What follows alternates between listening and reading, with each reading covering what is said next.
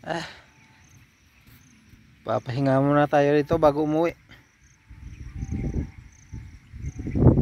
Layo na pong biyahe ko. Masakit yung likod ko. Kita naman ang daan dito. Hindi po simentado yan. Mahina ngayon na araw. Wala masyadong bumili. Kasi yung init hindi po minsan mainit, minsan umuulan. Nakakapagod. Masakit yung balikat ko sa alas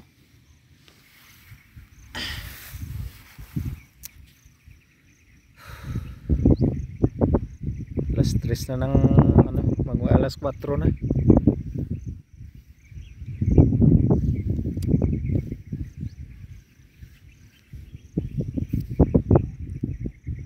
Napakalayo na po ng diferensya ngayon at sa noon sa bundok, kasi nung mga liblib na lugar na pinasok na po ng kuryente, saka unti-unti na pong inayos yung mga kalsada, concrete, simento na, kaya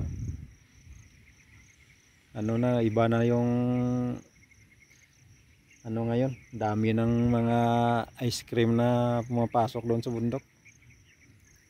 Dati yung kalsada rough road pa, single na motor lang yung makakapasok doon. Yung mga sorbete hindi yan makapasok doon. Pero ngayon na simento na, wala na, pasok na sila doon. Oh, mainit na naman, no? Tama. Mainit na naman.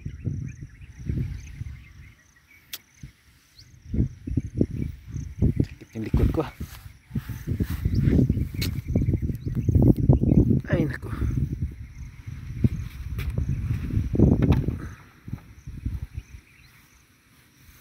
Sakit yung likod ko, Papahinga na lang tayo dito. Wala tayong binta eh.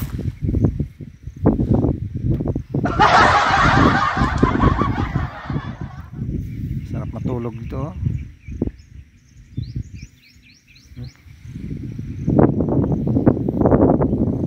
Sarap matulog. Lamig ng hangin dito.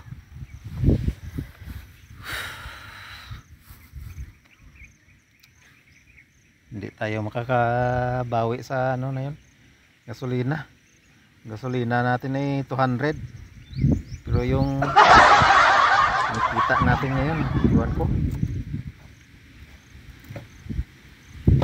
hindi kasi nagtuloy-tuloy yung init eh. Maya yung dating ng ambon, saka lakas na ng hangin, kaya talagang malamig yung hangin. Hindi masyadong nabili yung paninda natin.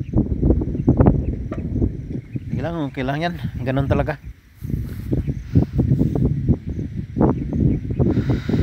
Ganun talaga ang buhay. Kaya lang, tsaga-tsaga lang, tsaka tuloy-tuloy lang sa ginagawa.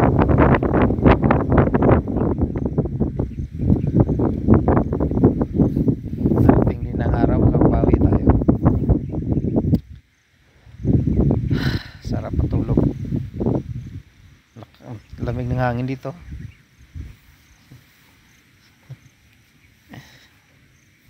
Papahinga lang kunti.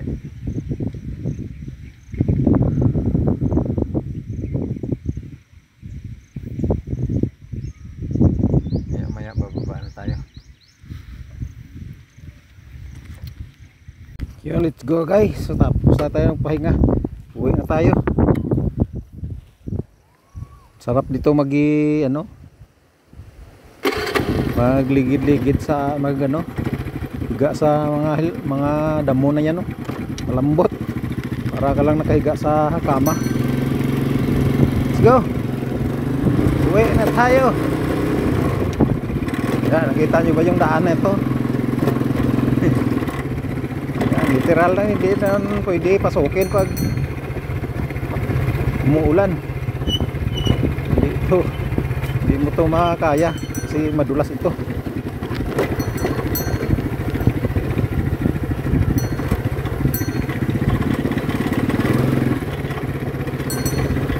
Tapos pagdating sa dulo, wala pang nabili. Ay nako, buhay. Sino pang bibili ngayon eh? Anong oras na? Mas 4 na. Tapos yung init, hindi po tuloy-tuloy. Maya-maya pong dating ng mahina na ulan. Wala nang pag-asa. Ang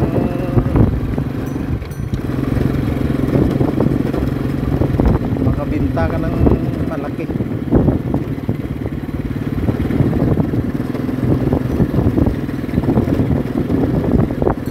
Sige lang, ganun talagang buhay.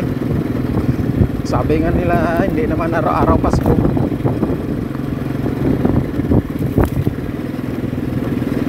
Bukas magtinda pa rin ako bukas kasi wala akong pasok doon sa trabaho sa Reds Bukupay kasi day off namin bukas Lunes.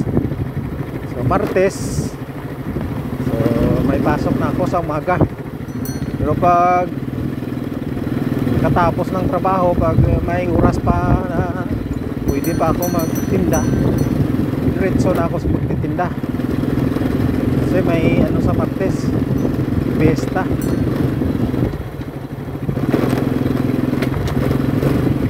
Bukas doon ako magtinda, dispiras lang muna bukas. Ganun lang ang buhay, sipag at saga lang. Wala namang magbibigay sa'yo kung nakaupo ka. Ano bang magbibigay sa'yo?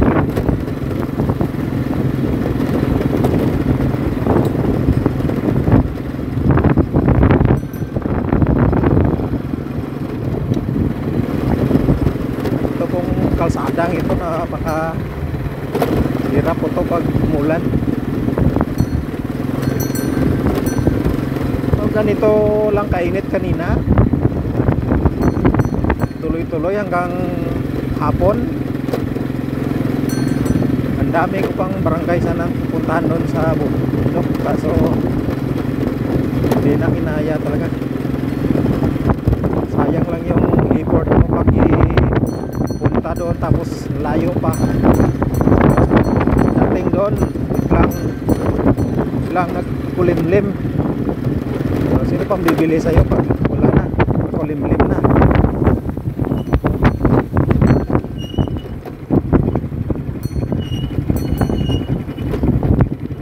Ano na talaga yung bundok ngayon na may konting improve na. Nagumpisa lang yung tumumal yung pagtitinda namin, yung pinasok na ng kuryente. Yung mga liblib na lugar, kahit walang kalsada may kuryente. So ngayon nalagyan na ng kalsada, kahit maliliit na bahay mayroon na silang refrigerator. Di ba? So hindi na sila masyadong na matakaw sa ice cream kasi noon yung wala pang ilaw, wala pang kuryente.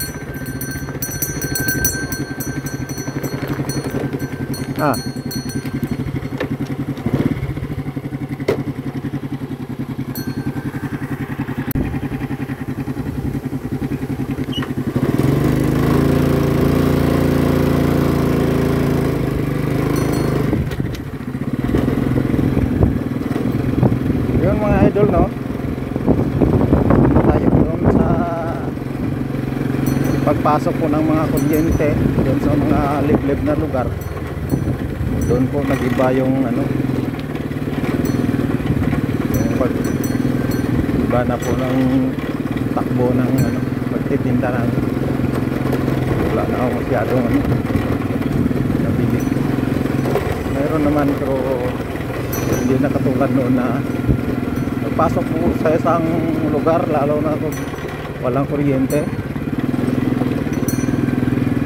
yung mga bata nagtatakbuhan papunta sa'yo. At hindi lang kakain ng isa yan. Isang pirasong ice cream, kulang yan. Kakain sila ng 2, 3. Pati yung mga nanay, tatay, no, para silang ano ba parang ignorante sa mga ganyan, kasi bihira lang makapasok doon yung ano, yung mga nagtitinda ng ice cream, dahil yung kalsada ano lang, pag mainit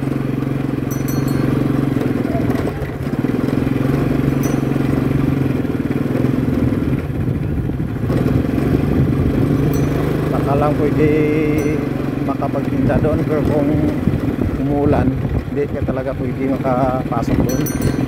Kaya yung mga tao bihiraan sila makakain ng ice cream, kaya pagpasok mo doon yung mga bata nagtatakbuhan na yan, bibili. Talagang ano, parang nag-iipon talaga sila ng pambili nila ng ice cream.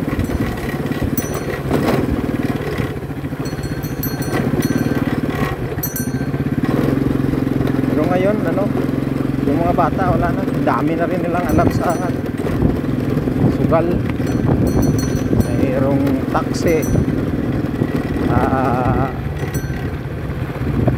Lucky 9.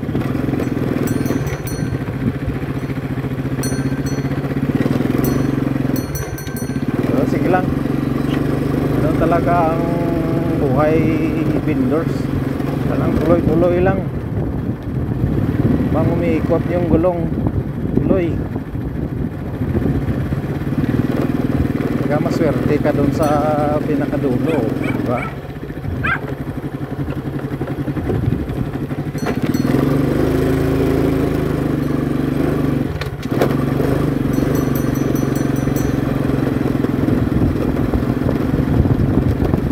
Pag tuminto ka, rating sa isang barangay, tapos pagdating mo doon walang nabili, tapos sabi mo, uwi na ako, wala nabili, wala kang pipitain.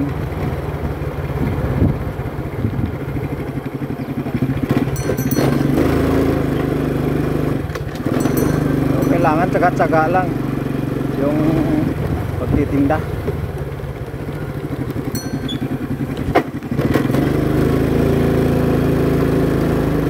Pag at saka makakakuha ka rin sa isang ano, nilaga.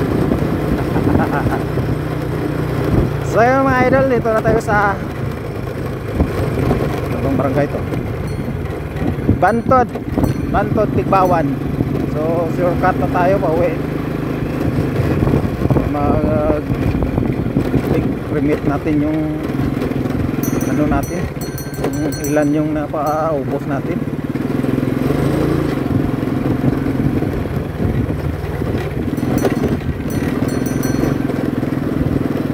Barangay Bantod Tigbawan.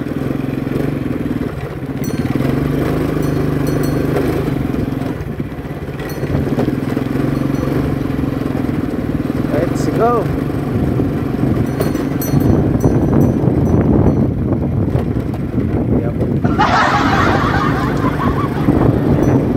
Angas talaga ng babae pag marunong mag-drive ng motor, lalo na mga ano, big bike. Angas tingnan. Pero yung babae marunong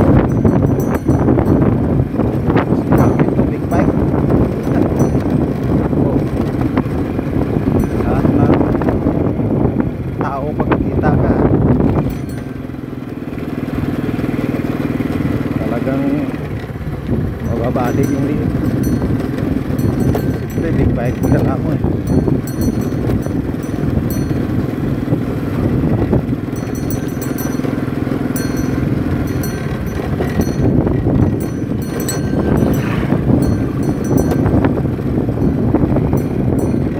Napakalawak ko ng taniman ng palay dito.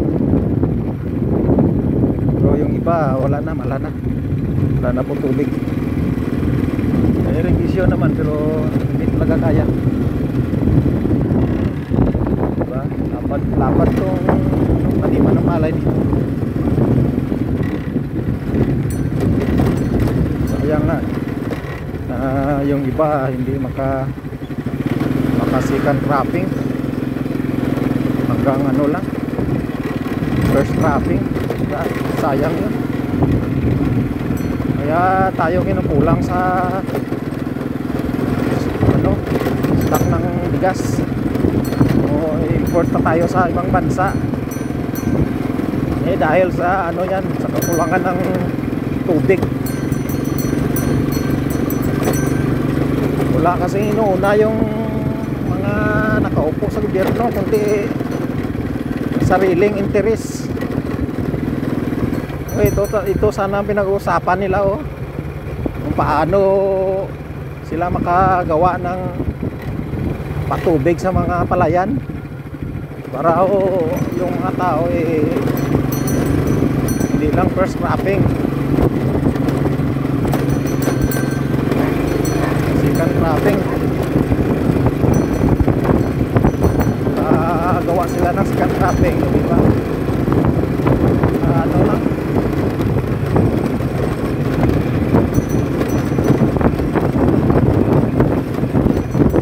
dagdag sa tak ng bigas, diba? Lapad ito, kita mo to,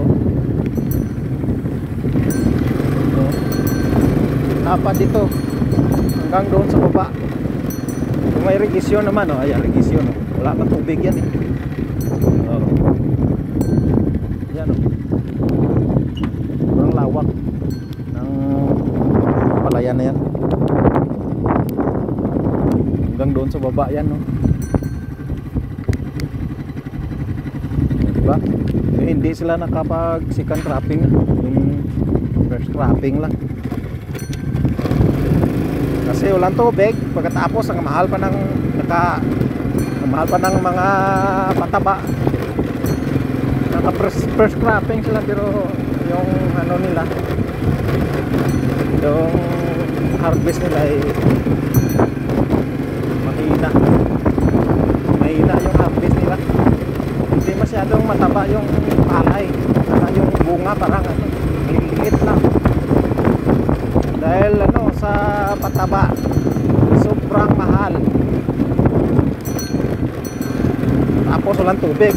Ayan, kita mo yung irrigation na naka-concrete, concrete yan pero walang tubig yan. Anong mo gamit yan? Yan dapat ang inuuna sa mga nakaupo dyan sa gobyerno. Yan dapat ang inuuna nila. Nag-uusapan pero anong nangyari? Wala.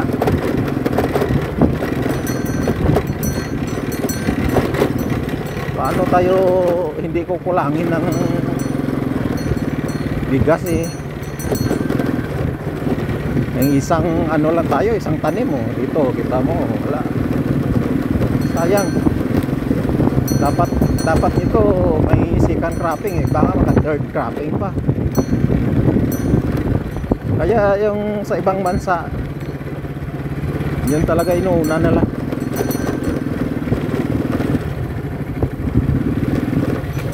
Yung kanilang irrigation napakatindi, hindi ko na uubusan ng tubig. Dito minute lang ng buwan wala na tubig.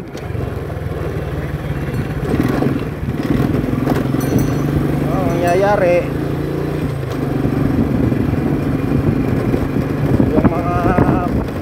farmers hindi na nakapagsikan cropping. Saka talagang parang tinatamad na rin sila. Nagtatanim sila pero hindi nila masyadong nilagyan ng maraming abono. Kunti lang. Kaya yung palay hindi masyadong mataba.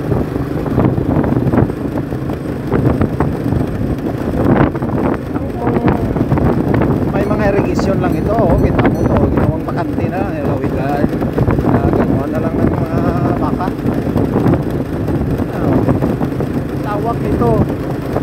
Pag ito nalagyan ng patubig, tuloy yung tubig, hindi sila makapagsikan cropping.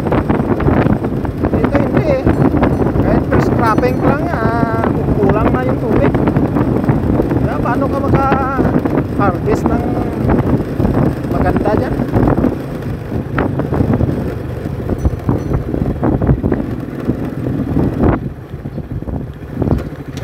Wala eh. Wala yung mga tao sa gobyerno natin. Nagpunta lang sila dyan sa gobyerno para payaman.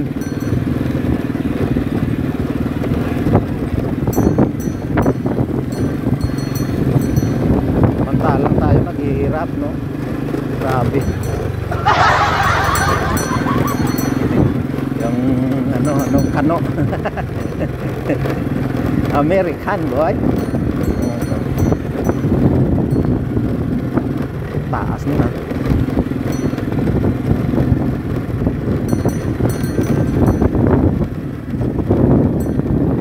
Itong mga taniman na to, pag nalagyan ito ng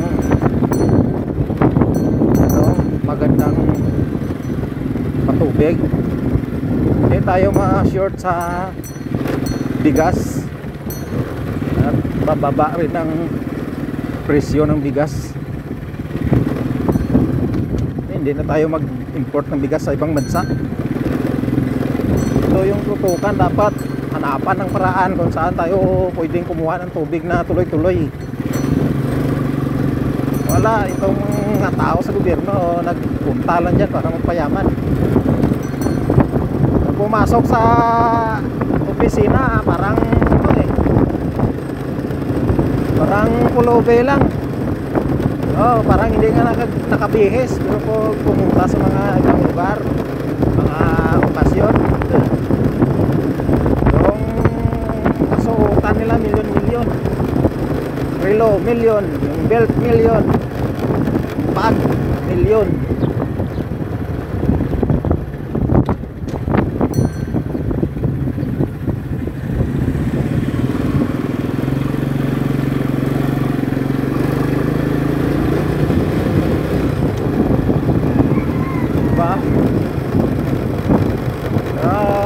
Ang daming naghihirap.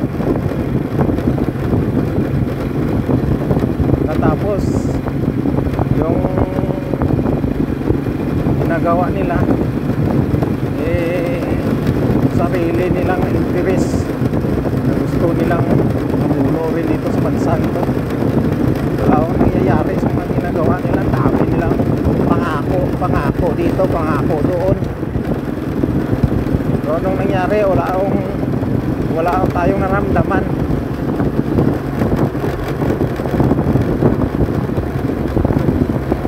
Ngayong eleksyon,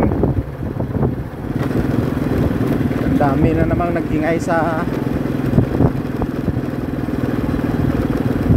mga telebisyon.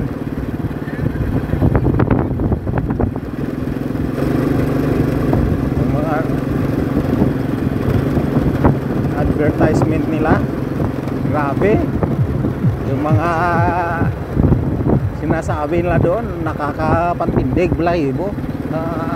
Isipin mo, ang galing-galing. Pero pag nanalo, pag nakaupo na, wala na, hindi mo na maramdaman sana yung sinasabi nila.